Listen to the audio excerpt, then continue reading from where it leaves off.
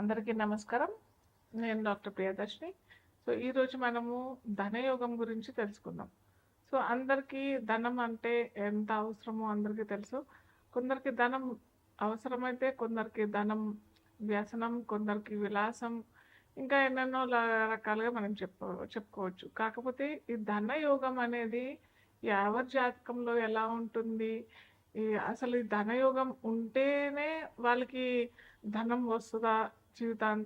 జీవితంలో ధనం లభిస్తుందా లేదా?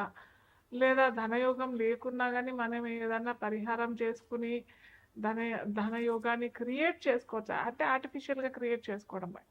సో, అది అంతా మనం ఈరోజు తెలుసుకుందాం.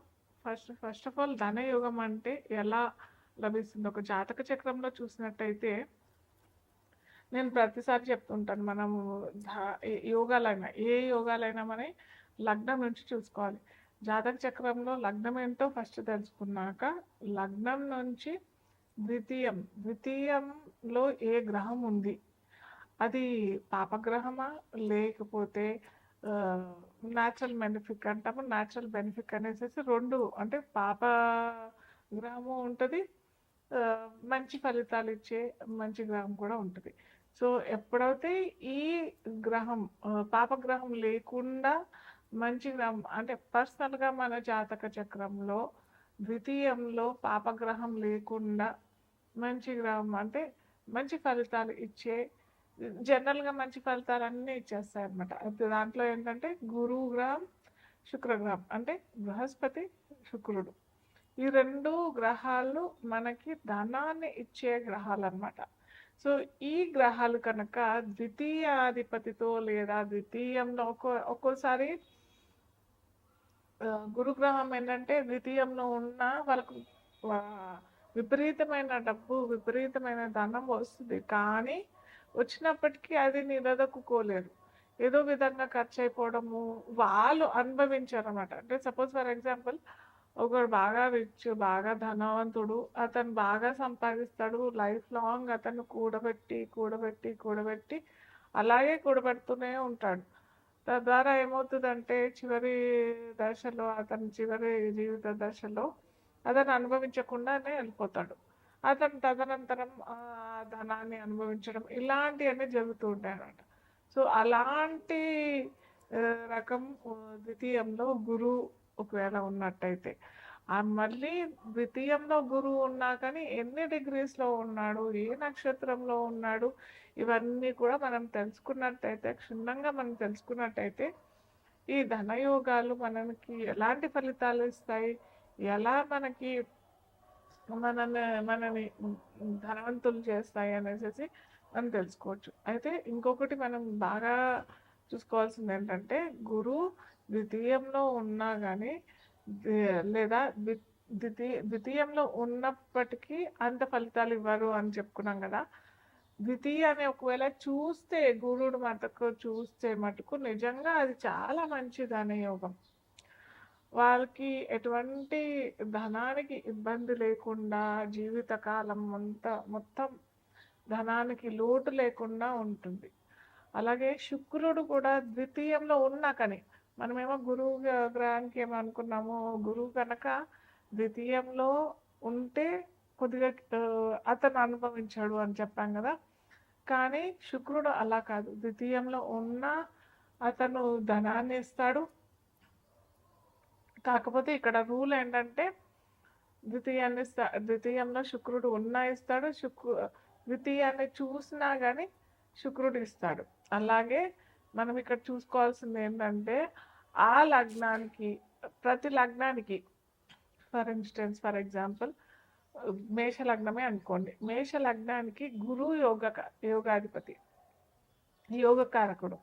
సో, గురువు కనుక ఉన్నట్టయితే లేదా గురువు కనుక చూసినట్టే, అంటే ఆ ద్వితీయ భావాన్ని చూసినట్టయితే ఖచ్చితంగా అతనికి, ఆ జాతకులకి ధనాన్ని ఇస్తాడు.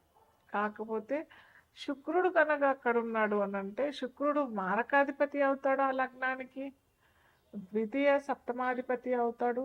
కాబట్టి శుక్రుడు అంత ఫలితాలు ఇవ్వడు. సో, ఇక్కడ కొద్దిగా క్లారిటీ తెచ్చుకోవాలి ఎవరైనా కానీ. ఏ లగ్నాల వారికి యోగ కారకుడు, గురువు యోగ కారకుడు అవుతే గురువు ఇవ్వాలి.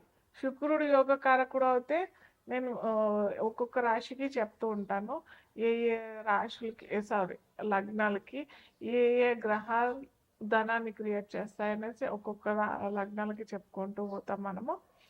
సో ఇక్కడ కనుక ద్వితీయానికి మేష లగ్నం వారికి ఇక్కడ కలిగినట్టయితే అంత మంచి చేయడు.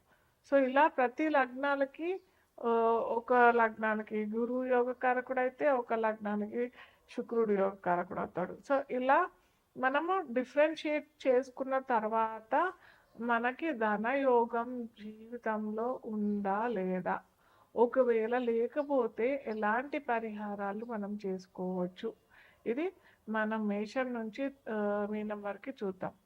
అయితే ఇంకొకటి ఏంటంటే ద్వితీయానికే కాకుండా లాభంలో కూడా ఈ మనం చెప్పుకున్న గురు గ్రహమైన శుక్రగ్రహమైన కనెక్షన్ వచ్చినట్టయితే కూడా అది ధనయోగమే అవుతుంది. అర్థమైందా?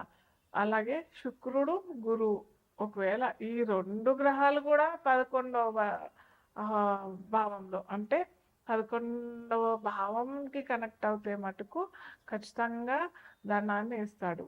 ఇదే కాకుండా ద్వితీయానికి లాభానికి అంటే ప్రతి ఒక్క లగ్నాలకి ద్వితీయాధిపతి సపరేట్గా ఉంటాడు, లాభాధిపతి సపరేట్గా ఉంటాడు కదా.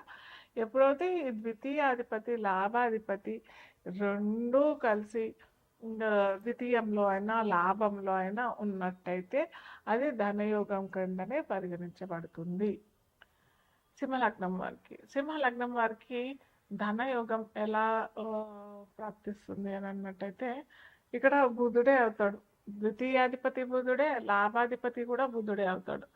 సో ఈ బుధుడు కనుక వీరికి సింహలగ్నం వారికి అంటే లాభంలో అంటే మనకి మిథునంలో అయినా లేదా ద్వితీయంలో అయినా కనెక్షన్ వచ్చినట్టయితే ఖచ్చితంగా వీరికి ధనయోగం కలుగుతుంది. వీరికి ఎలా అంటే వీరు శ్రమిస్తారు, బాగా శ్రమిస్తారు.